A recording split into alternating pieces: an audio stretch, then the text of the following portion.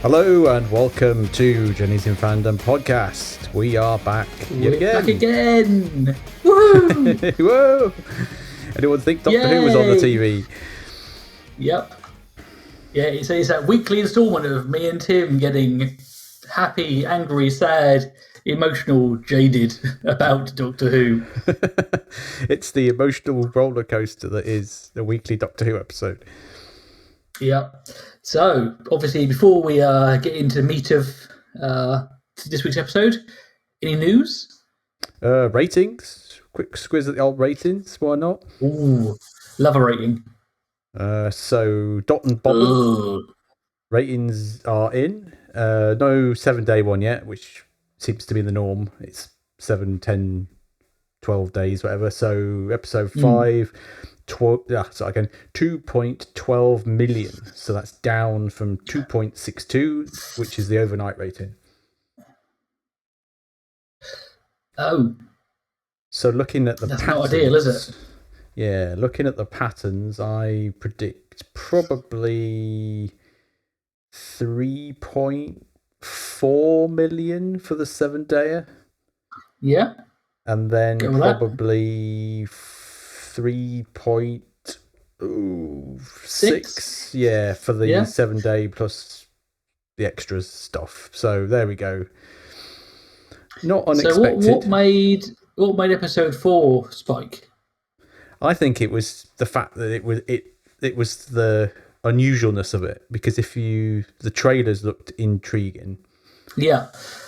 Because I was also told that 73 yards was quite critically acclaimed. Yes, and I'm thinking, did I watch the same episode as the critics did? Well, that's the norm. I think for once the critics were even more gushing over it than they would do normally. So that probably drew a few people in. Because, and even without the gushing positivity, the fact that they kept saying, "Oh, it's completely different," probably did draw people in. Because what was the one before it? Was that Boom? No. Boom. Yes. Babies singing Boom. Boom. Yeah. So yards. Yeah. Interesting. The pattern there. Yeah. Because it's been going down, isn't it? Yeah. Because on Twitter, I was like seeing opinions from people who I respect, like writers and actors and people that actually are good at this stuff. And I go, "Oh, it's brilliant." I'm going, "Did we watch the same episode?" Because I'm thinking it just didn't resonate with me. But we talked about that last week, didn't we? It just missed whatever it was aiming for. It missed by a fair margin. So that's probably why the ratings were what they were. It's slowly been going down, and it blipped, and then it's gone back down again. So it'd be interesting to see what tonight's episode looks like this time next week. So I'm going to pose a question before we talk about tonight's episode. Are we stuck in a negative headspace with Doctor Who, and is that then colouring or jading our opinions of the show? And I'm just going to let that one just sit, and we can ponder upon that and then come back to it later. Well, we have mentioned it a few times, is it? Yeah. If you, with a lot of things, if you go in, it's interesting. Before we get to tonight's episode, I quite often watch YouTubers who don't like this Doctor Who or doesn't have Doctor Who, it's anything. If they don't like it, they'll watch it and they'll find things to criticize. So if you go in with a negative outlook, you're going to see things you don't like. But likewise, if you go in, and it works both ways, if you are completely in love with this series, you will go in and see no negativity whatsoever. And I think sometimes it's still, for me, it's still the after effects of the previous era that's probably caused a lot of that. But even in the old days, I used to go in, it'd be a bit like, I don't really like this because of X. So I was never a, what's the word, blind positive person when it came to Doctor Who, because there's always something to kind of go, don't like that. Yeah, I think I've come into this series apathetic at best. And I think that's how I'm coming out of it. You're just going, I just don't care. I think, to be honest, the 60th thing brought it right down for me. I've said it before on these reviews. Yeah. That was an anticlimax of anticlimaxes, and ever since then, it's like, I really got to drag myself to like things. But I have an analogy for how I watch Doctor Who, but I'll save that because it's a relevant. It's a footballing analogy for all your footballing fans, which you are not. I'm fully aware of the football. The sport ball. Yes, the sport ball. I'm fully aware of this. So before we start, slight apology for dear listeners and dear watchers and dear viewers. We're slightly late in recording this episode by a few minutes because Muggins here dozed off while watching Doctor Who and had to rewind 10 minutes. Oh my god, he's getting old. And you know when you just go, oh, I've missed a bit. Oh crap, I missed a bit. Rewind. What did I last remember? That bit. And you go, oh no, this is not good. But I think that sums up my Doctor Who viewing. I went, cool, yeah, Doctor Who. Oh, I've dozed off. Crap, rewind. So, yeah. I did wonder where you gone, but there we go. Yeah. I'm old. I dozed off. Luckily, my knowledge of needing to do a podcast woke me up in time, so I could then quickly rewind. Your podcast senses were tingling. Yes, I should be doing something. What should I be doing? Oh yes, watching this episode I'm now sleeping through. Excellent. Oh dear. Yeah. So, what was? Oh, Rogue. That was what it was called. Yeah. I can't remember what it was called. Yes. What did you think? I don't know. Again, my problem was I dozed off part of the way through and had to rewatch part of it. I think like we said with many episodes of the series, there will be a contingent that loves this episode, a contingent that hate this episode with a passion, and a contingent to just go, yep, that happened, move on. I thought Jonathan Goff, isn't it, who was Rogue? I've no who yes, but I don't know what he's been in. Hamilton. What he was King George. I've not seen it. He was great. Swooned over him, but he's in Glee. He is very swoonable. I'll give him that. Admittedly, if you're gonna, if you're gonna cast him, it's one of those things of just make him sing a bit because he's really good. He was. Oh god, Glee. I can't remember. I remember watching that years ago. I should have really done my research. Everyone was swooning the fact he was going to be in it, but I didn't really know who he was. And I think at that point, I was frustrated that he was going to be Captain Jack, so I wasn't interested. So obviously that changed. But on the plus side, he was not Captain Jack. Yeah! Yay! That's a positive. Lord. we found a positive about Doctor Who. They didn't do the thing. No, they didn't do the thing. So that was. However, hang on. I haven't put me background on yet. Let me just deploy that, just in case. Just in case. There we go. This is the official YouTube background deployed, just in case. Yeah. He wasn't. Admittedly, he could have easily been. Oh yes. Yeah. Even like the speech pattern, the style, the vibe. You go, yeah, this could have been Captain Jack quite easily. Yeah. Which is, I think, why we were so worried that it was, because you just go, yeah, this very much is. I wonder, and I'm probably wrong, whether it originally was going to be, but with all the hoo-ha, they didn't cast him. Don't know. Or maybe it was an idea for a story that Russell had, even though he didn't write it. I'm sure he obviously led on it from years ago that he reused. I need to watch Doctor Who Confidential Unleashed Behind the Scenes, whatever it's called, and see if he mentions it. But yes, he very much struck me as Captain Jack Harkness-esque with the whole get-up, the whole setup. Yeah. Bugger. Yes, sorry, had a brain fart there. Talking of Doctor Who Confidential or whatever it's called, going back to 73, Yeah. 73 yards. Yeah. My wonderful girlfriend informed me of part of it, and you know where the lads are doing their whole thingy and saying something to people, and no one knows what they're saying. So Russell answers a question of what they're saying. I thought he said he was never going to say what she was saying. Yeah, but that's the problem. His answer is, just imagine what it could have been. Oh. And it was this throwaway line of the classic kind of, what could it be to so terrible? And you're going, well, actually, for some of those people, they're pretty much nothing. Especially like Ruby's mum, you're going, no, just no. Yeah. And like you said, it still hangs with me the fact that it's like she said different things to different people all at the same time. When it came to unit, it wasn't like it was the same thing to each people. Yeah. But anyway, that moment burst in my head and confused me. So back to Rogue. I thought it started good. I thought the Rogue character was very Captain Jack, but actually worked. I thought the Doctor Rogue flirtiness was fine.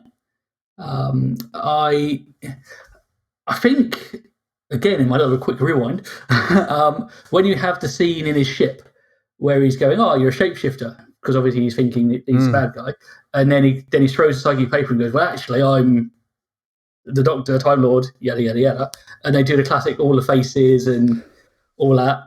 And normally they're really kind of powerful moments. And I just went, "Yeah, cool, seen that before." And I went, "Oh yeah, look, there's the missing Doctor and the War Doctor and all the ones." Did you spot the extra face that was in there? I didn't spot it, and I saw it. I've been doing my homework prior to this, and someone pointed it out. Extra face. There was a face in there that I didn't. I looked at it and went, "Who's that?" As it went by, and I was going to say because there was obviously Tennant twice. It was out of order. It wasn't in the right numbering order for a start. So you had, it was everyone, Joe Martin, and there was a new face in there, or an old face. It was Richard E. Grant, Scream of Schalke Doctor. Really? Someone paused it and showed it, and it's Richard E. Grant's face. So, but it's, unless something else is going on, it's Scream of Schalke Doctor. Well, because I saw this face go around, and I went, and I kind of missed it. I went, I thought, maybe it's one of those Morbius faces again, just to hammer it home. But no, Richard E. Grant. I thought, that's cool. Ooh, yeah, well, because I forgot about Scream of Schalke, and I like that. I thought it was really cool. You can get it on DVD, so I'm tempted to purchase it because it was a good little thing way back. Yeah, cool. I'm hoping they use that ship set again because that seems a real shame to have built that set for like 30 seconds of on-screen time. Yeah, I think he will be back. Because I suppose if they got Disney money, they could just throw it away, can't they? They've got money pouring away. But yeah, that seems.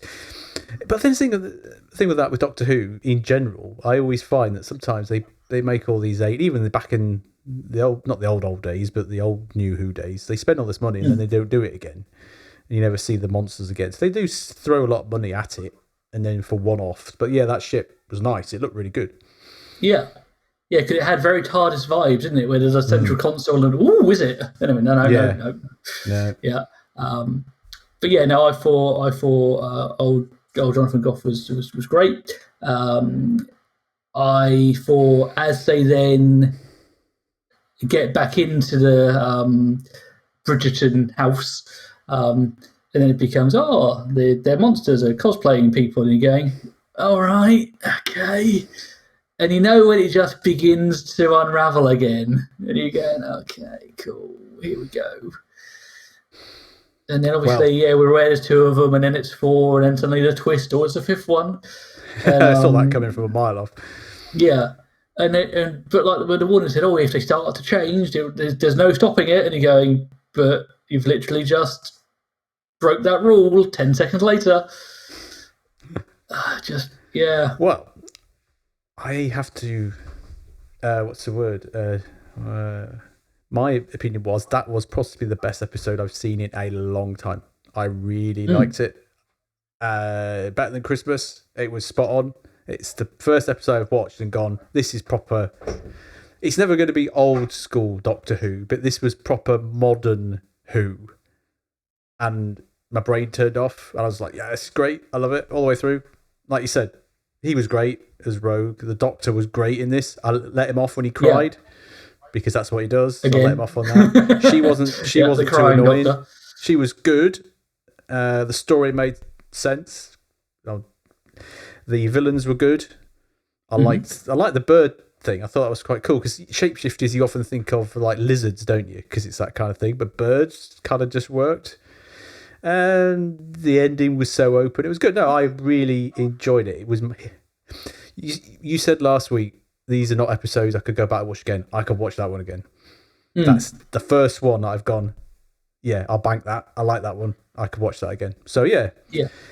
It was good. Very good for me. I need to watch it again to A, see Richard E. Grant, and B, not doze off during it. And I think that was my fatal mistake. And you're right. I think it is one where you can go, yes, it does what it is, a Doctor Who episode. You go, yeah, it's fine. It's good. Classic New Who episode. It was sci-fi. It was not saying there's anything wrong with fantasy. There was no weirdy stuff that didn't make sense. It had the one-liners and the jokes all landed really well. The nuances between past and present, the future landed. It was no corniness. It worked, and it felt like a Doctor Who episode, whereas the ones previously all haven't. There was no. The whole Doctor kissing a man thing. Yeah, you're right. People are going to like it, or they're not going to like it.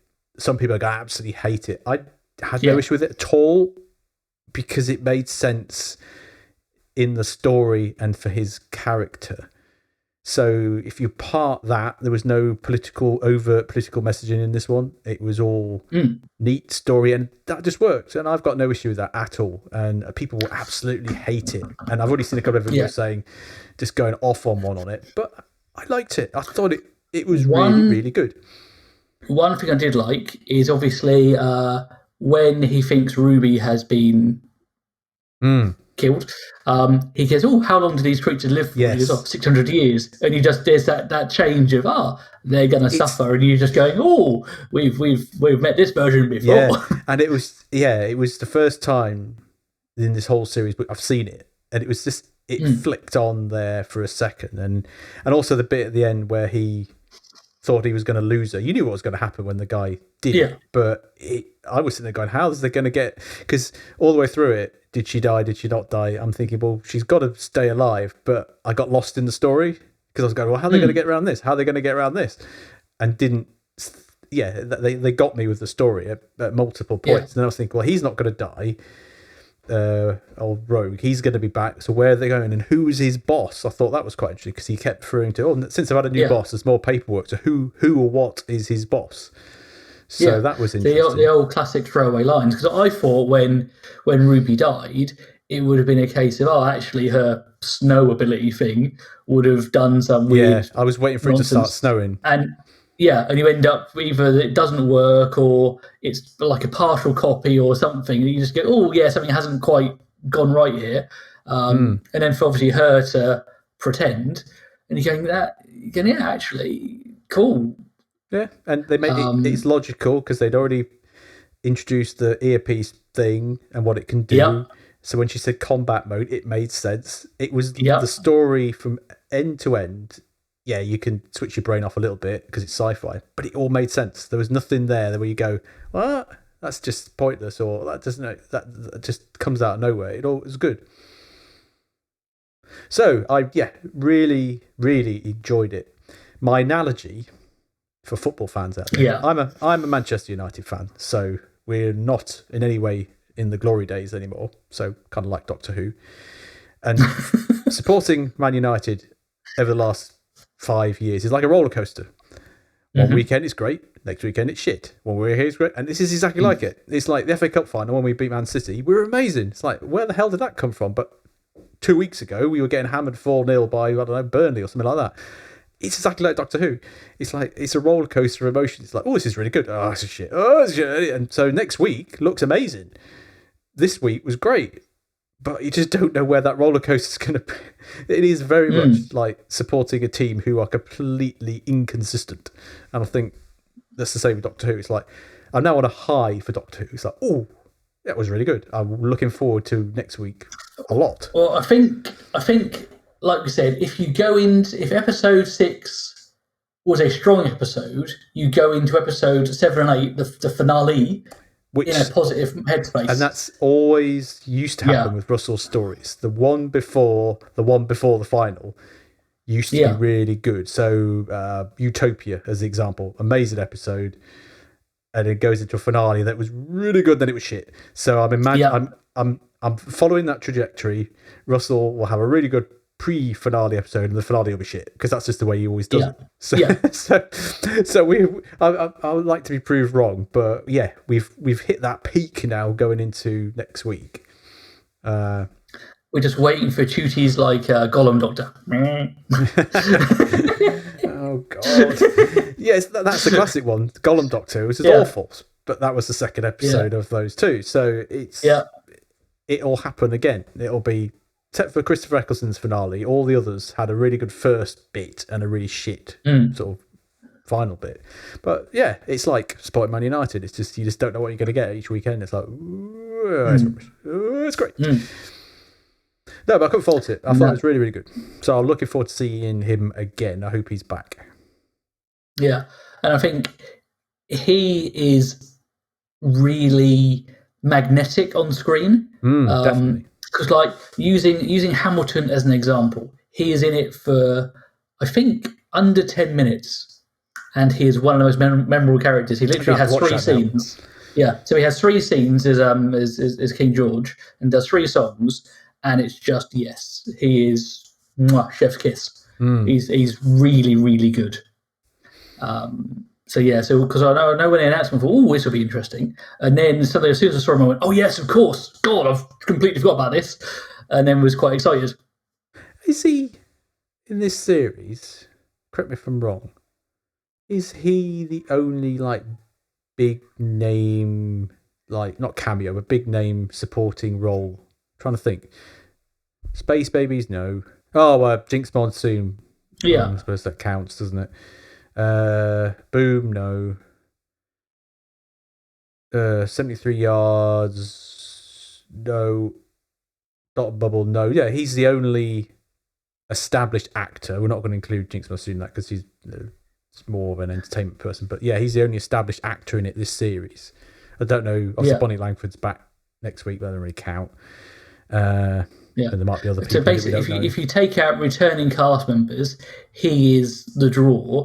Obviously, Jinx as a Broadway star is again a draw. No, yeah, mainstream personality. Yeah, because I'm just trying to think, like, because obviously you had in the past like Derek Jacobi is just one of, because obviously we're just talking about Utopia. We've had John Sim, obviously playing major characters, but again established actors. So we might get some in the finale that we don't know yet, but we'll see how it pans out. Yeah, and it's nice they've set up the possibility of a recurring character that might happen, it might not, because actually it'd be good to see him back and learn more. Yeah, I'm interested to know who is his partner or companion or whoever that he'd lost. That was like, it was interesting. Where's that going? Who his boss is? Who do you work for? There's a whole backstory there that could go into Big Finish if they don't do it again. So there's loads of ways that could happen again. It's like the name Rogue. You go, cool. I'd love the D&D reference of just in case. Oh, you got it from a tabletop game. Yeah, nice. That was but you good. Go, actually. And I had to smile as soon as he clicked on the music, and it's Kylie, and he going, oh yeah, I'm here for this. Yeah, that was just a really cool little scene, and it's like, oh yeah, it's just everything just landed. There was no corniness in it. Yeah, and it made me smile because obviously Rogue's running around the ship, like, pressing buttons to turn it off, and the Doctor goes, and on, and run around, off, and The first on. use of the sonic screwdriver was actually good. Yeah. Yeah, it's like I said, coming into it apathetically, I was prepared for it to be Captain Jack, it to be the worst thing in the world, and for me to burn down the BBC. Dear BBC, that's hypothetical, not actually a planned burning down of you. Dear lawyers, please back down. But yeah, and it was nice to just watch an episode and not hate every second of it. Yeah, that's exactly right. You kind of, I suppose sometimes you go in with a negative outlook and it turns out to be really good, and you just go, actually, yeah, this is really good. I like this. I like this a lot. And that's all I could say about it. It was that good. It was the first time I've watched something and gone, I would watch that again. Yeah, a few times, because it was just fun, and it was good old fashioned Doctor Who watching. Yeah, I think we've hit our standard problem of we liked something. We run out of things to say. We're 26 minutes in, or just about. And we're like, right, that's it. We like it. What more do you want? Yeah, this is a problem. We like something, you go, yeah, it's good. What else do you want? Whereas if we hate it, we go, right, lads, let's do this. Let's right, for a full hour, we're just going to rage. Yeah, I can hate this for an hour with no issue at all. Well, it's like last podcast, when we finished, we were chatting afterwards, and I was saying how the main we had a really good theory.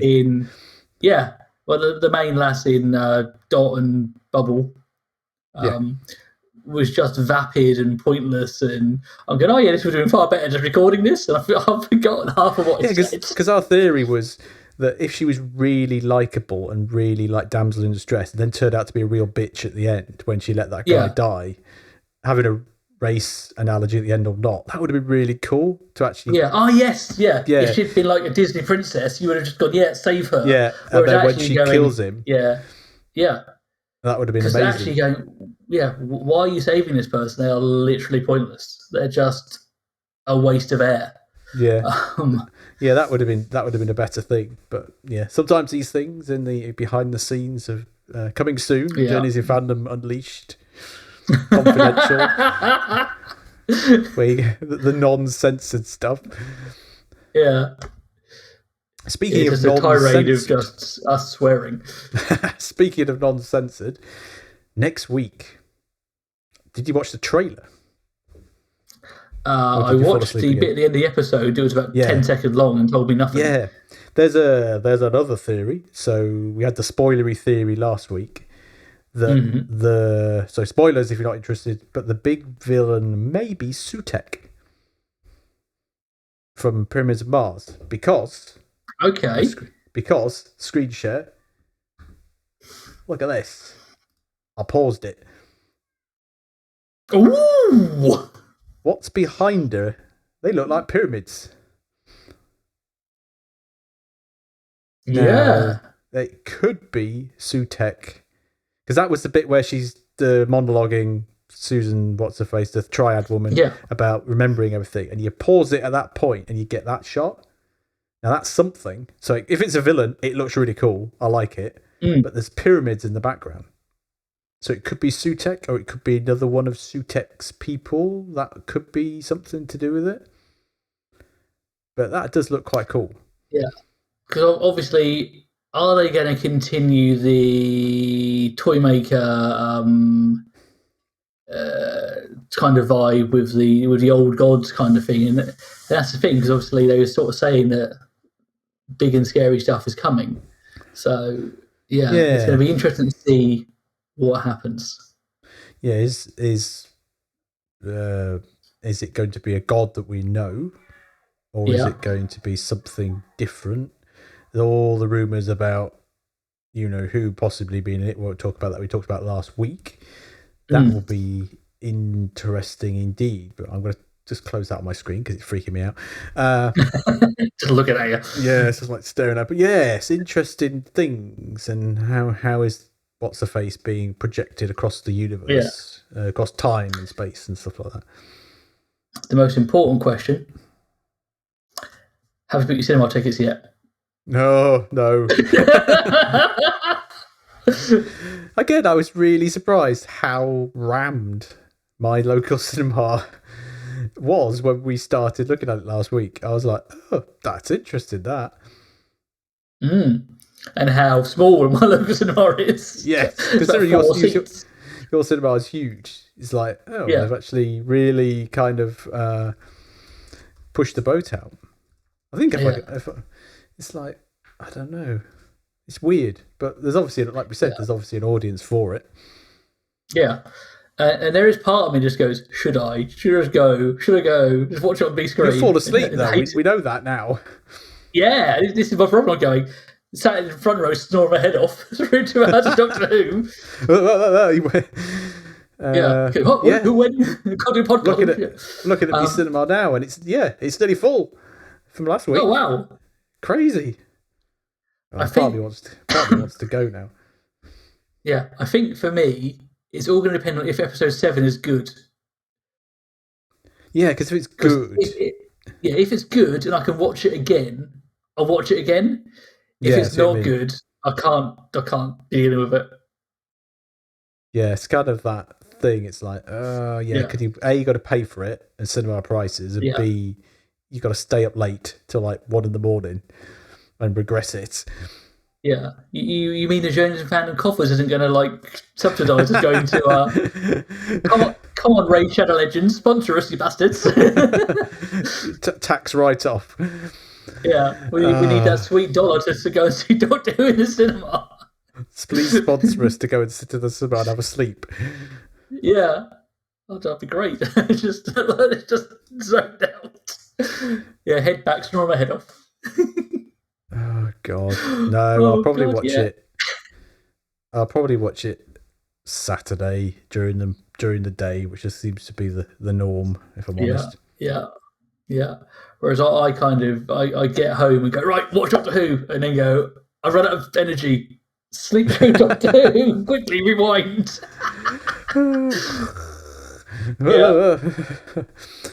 I'm the worst because I lay on my sofa and I get comfy and I go, oh yes, I'll just lay here and watch this and go, oh no, what have we done? I'm an old man. Yeah, once you stop, that's it. You can't stop because once you stop, you can't repower up again. Yeah, and this problem. I am just an old man now. I just like my comfy sofa. I'm just quite content, and then it all goes wrong. Speaking of being old, I was at MCon today. Oh yes. And how was Nottingham. Oh God, why is it so loud? This is loud, and there's lots of people. It was all right. It was because we went to the first MCon. It'd be many years ago. We were when it was the debacle in someone's front room, and it was just absolutely rammed. But this one's not too bad. It's in the Motorpoint Arena now, which is it's not a big arena. Do you remember that con we went to in Sheffield many years ago? Yes. It's a small style arena, so it's not a big arena. Actually, you really went there. We went to see TNA wrestling in Nottingham many years ago. Yeah. It's that thing. So it obviously not as big as like a London thing, and it was quite squashed in. So it's kind of a weird setup. So they had in the tiered seating, and then in the whatever the pitch is, I think it's ice hockey or something. They had all the stall holders, which is fine. They had some autograph people down one end, and then the rest were on the concourse like Milton Keynes. You had to kind of go and find Milton Keynes, those days. But it's not an open air stadium. This is an indoor stadium, so it's a bit weird. So kind of saw where the autograph people were. The photo shoot thing was squashed in another area, and then when we were going out, we kind of had you go in one way and come out another way. That was quite well organised, actually. We went up at the concourse, and there's loads more guests. I was like, oh, they're in here. I thought they were all down in the other bit, so it's kind of not real signpost. I'm probably getting too old for going to cons like that, but it was squashed. Lots of shouty people and squealy kids and stuff like that. But we went round, and it was all right. I'm back tomorrow to do my business because my son came in with me today But I Do your need, business. yeah, doing autographs and whatnot tomorrow. But you'd get bored if I did it today, so I showed Well, him you are one a today. celebrity, you aren't you? Yeah, so I thought I'd go back and do all the secondary stuff tomorrow when it's a bit, well, it won't be quieter, but it might be Yeah, quieter, but it'll be a little bit yeah. more chilled out. So are cons the same as when we used to do them back in the day? Apart from taking inflation into account, so like what we would consider £10 autographs are now like 20 quid for most people, isn't they? It's, yeah, I think it's still reasonable. I think looking at some of the like mid-tier autographs are like 20 quid, like stuff you've got where you've got like you could pay with, if you had in the old days you pay with cash, you like had a tenner in your wallet, you could probably still buy something. What's changed? They now charge for selfies at the desk. All the little things have a little sign for selfies, which I think is a good thing, because selfies used to just like, it was only really coming to when we were finishing cons, wasn't it? But it was like, it always seemed to slow things down. What else? Photo shoots are still reasonable, I think. Group shots and things like that, still reasonable. So no, I think those prices have sort of stayed the same. I think the ticket prices were reasonable to get in. I bought myself a VIP thing, mainly because I couldn't be asked to queue. But actually wasn't too bad. It was reasonable because they had different tiers of that. So I went for a tier that was reasonable, like there's platinum, gold, silver, iron, or something like that. Just because I couldn't be asked to queue. And I thought, well, actually, by the time you've faffed about, it's saving you money, saving you time. Yeah.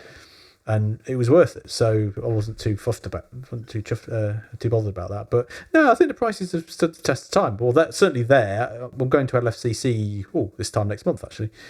I'll be interested. That price of ticket has gone up, but not unsurprising.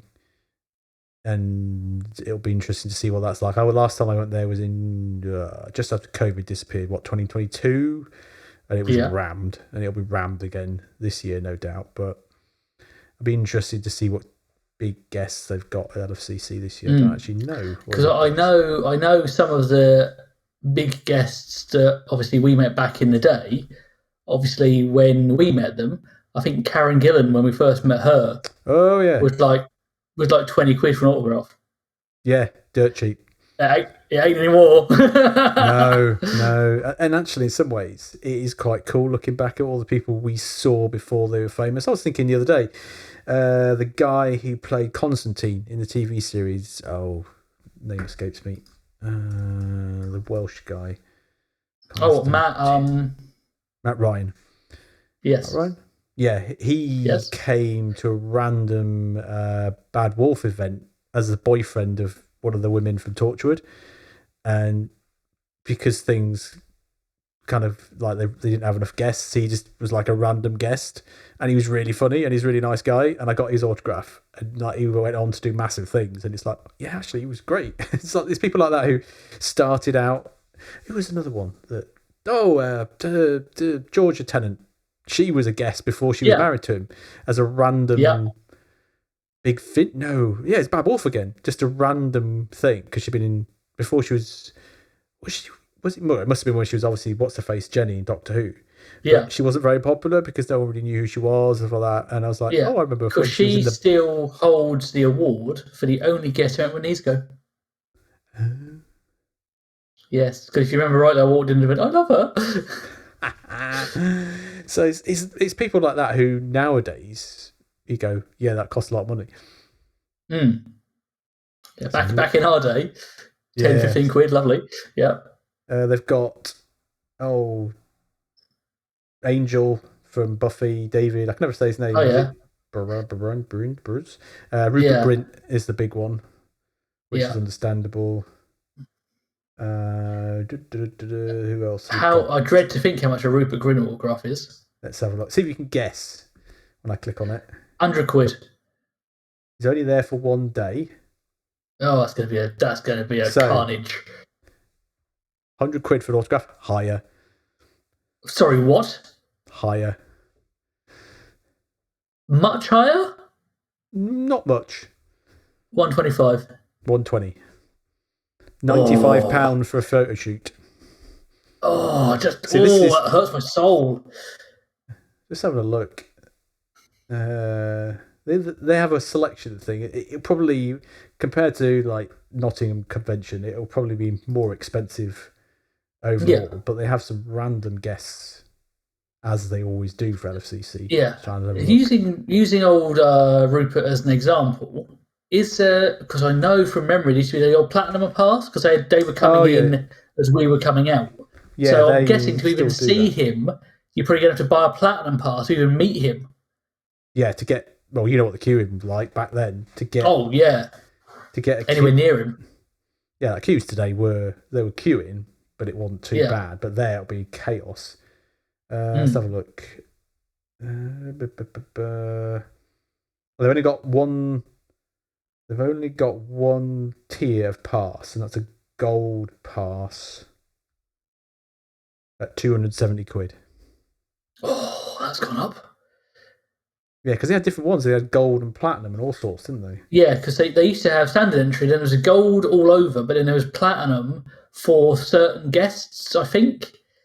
Like, I know when certain people have been there, they had like a specific platinum pass for them to allow you to kind of skip the gold queue and really get in. Yeah, because this was MCon. They had the 4 different tiers, and you got various different perks depending on what you were doing. I was just doing it so I could no, this is different. So they've got that gold pass was just to get in the door. You can buy individual passes for the people. So Rupert Grint Saturday Diamond Pass. Yeah. Does not include entry to the venue. £246. Oh, mama. So you've got to buy an entry ticket or a gold pass. So that gets you, oh my lord, guaranteed. Yeah, because this was a hoo-ha. Yeah. Guaranteed in-person autograph. Guaranteed photo shoot. And some freebies and stuff. Yeah, because that was a hoo-ha. You had to buy your ticket to get in the door before you even bought your platinum pass, and you went, "Oh my lord!" God, that gets confusing as well. Mm. Yeah, it's not everybody. And I think, it's only the big names that have got. Yeah, I think a lot of people got caught out years ago. Admittedly, I know in my twilight years of conventions, I used to go on a press pass. Oh, those were the days, wasn't it, when they were giving them out like Smarties to anybody? We used to do it with this, didn't we? Yes, we did. Yeah, we did. Because I think the last time I went to LFCC before the hiatus was just getting in for free. Yeah, and because obviously back in our cosplaying days, darling, when we had like followers and fans and all that gubbins, one could do this. Yeah. But nowadays, I suppose they must still do it. Yeah. Oh, that's interesting. So that must cost a fortune because the gold ticket must be, £270 priority entry just to get in on 3 days, and then you pay priority to get in the queue to see the person. So you could go in normally and get a. Oh, jeez. You could go normally and get a platinum pass for that person. Yeah, that's above my kind of like. I thought the VIP thing I got today was good enough, but it's like, wow, that's crazy money. Yeah, because obviously back in our day, Christ, I sound old. Back in that day, the gold pass was the queue jump for everybody. Then they introduced those platinum passes for those key guests because otherwise they realised that it wasn't going to happen. And it says here that the platinum passes will be called in number order as well. So it's not just a free-for-all. You've still got to queue up in number order too. Yeah, but I'm assuming there'll be a virtual queuing system like they were back in the day. Those were the days, weren't they? Or virtual queuing. Get your ticket. Yeah. And the old adage of all these people can organise a queue, and you used to see the staff members that one can organise a queue, that one's bad at it. Oh, there those. Sort it out. Come on. Yeah, now serving numbers 1 to 5. Come on, boys, sort it out. Oh yeah, because it's like you can tell who's new and who's not about organising queues and managing. what's the word? Managing the throngs of slightly stressed out people. Yes. It wasn't too bad today. I think they were doing the inside organising, and the actual venue was doing the outside organising, and that seemed to work spot on in the terms of it flowed really well, and we got in really quickly, so it wasn't too bad. Cool. Well, I think that's it. I think we've drained as much as we can today. Yes, this episode has been fully drained. Oh, yeah. Ooh, yeah. That's a phrase, isn't it? Drain your Doctor Who knowledge. No, it's good. It was a good episode, so when it's good, we don't speak at all. I guess that just leaves us to say, join us this same bat time, same bat channel next week for another review of Doctor Who, episode 7. Please be good. It's going to be good. We're on a high now. We're going into a positive episode. It's going to be fine, and then it's going to crash and burn for episode 8. The week after, yeah. Well, we'll see. Right, I shall say cheerio, and I shall say goodbye. All right.